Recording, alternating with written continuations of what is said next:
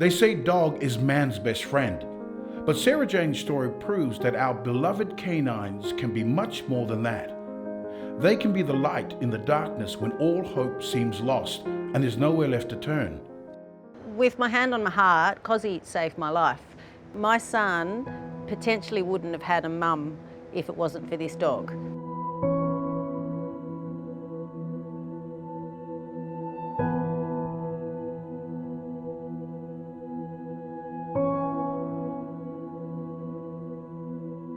Just a few years ago, SJ was a fit and healthy mum who thrived out in the elements.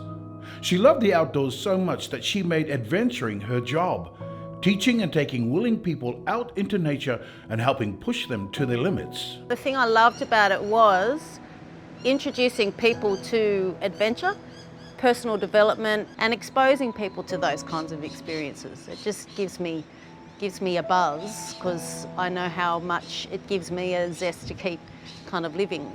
I can only imagine how physically fit you have to be to do all of those activities and more. Oh, definitely, yes. Life couldn't be going any better for SJ when she started to become bothered by a niggling back injury, which forced her to go under the knife to repair. The injury that sort of started this whole affair, as far as you're concerned, as far as your situation now, how did that come about? I was teaching an abseiling session and that caused an initial acute sort of injury to my the nerves that were running off my C5-6. So walk me through the day of the operation itself. I remember waking up and hearing the young registrar's voice just saying something to the effect of that surgery went well. I just was lying there on my back and I went to get up, but nothing happened. And then he started to sound a little bit panicky. And I think at that point I was still quite groggy, and then I started to get panicky and they realised that something was wrong. Just like that, SJ had gone in for what was meant to be routine surgery to get back to the outdoors sharing adventures, but unfortunately, that day of the operation would be the last time she would walk. A slip of the hand by her surgeon during surgery caused a hemorrhage on her spinal cord that left her a quadriplegic. How difficult was it not to accept it? So it took probably a good couple of years before I think I actually came to terms with the fact that I wasn't going to beat it. I think I've said it before that the physical battle overshone the mental health battle, and the mental health wasn't getting any attention. I wasn't well. I didn't want to be here, without a doubt. I contemplated not being here quite intensely. Even though I had a 4 or 5-year-old son, I just wasn't up for this existence. No thanks.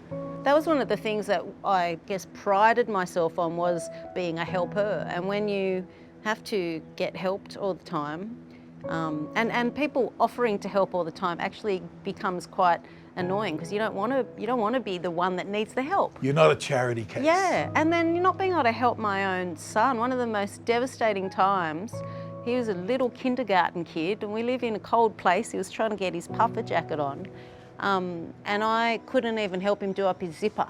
And to be denied the ability to be able to parent your son was devastating. You know, we have a lot of sort of stories like SJ's, and it just makes you feel how vulnerable we really are. It doesn't take much for any of us to be injured in some sort of accident, or, you know, sadly in SJ's case, of a medical procedure. Suicide is, you know, one of the major issues, and we know that the people feeling better about themselves because they've got their dog helps them through that anxiety. The dogs are unconditional love.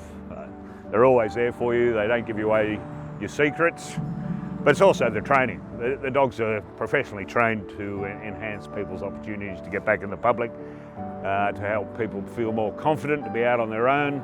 You know, a dog that can relieve your anxiety and ground you, making you feel more confident in where you are, is very positive.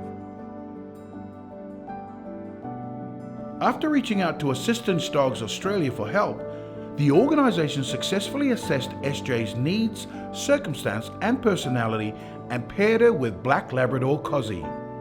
But it wasn't smooth sailing from the get-go. The first couple of months of having her, oh my God, it was hard because she had to get used to me, I had to get used to her, but I felt this sense of responsibility to make sure I served her and respected that, my gratitude for having her. I wanted to make sure I honoured that.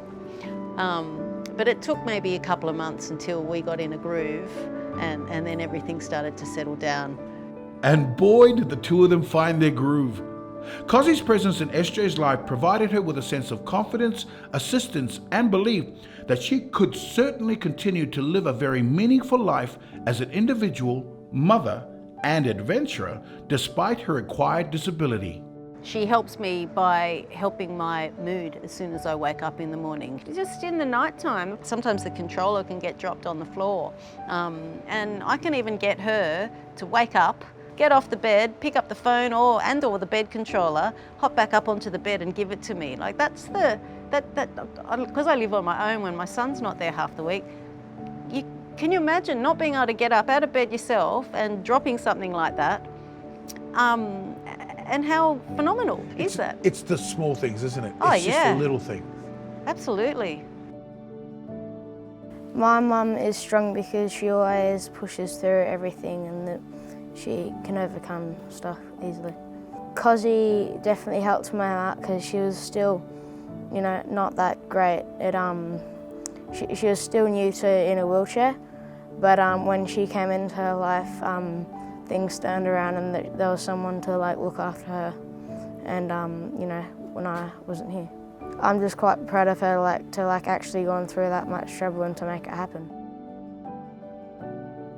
SJ's part of our family. She's a great ambassador for Assistance Dogs Australia and we love all the work she's doing and we're just happy to see that she's enjoying life with the family and getting on with her life and her hobbies and everything else she does enjoy.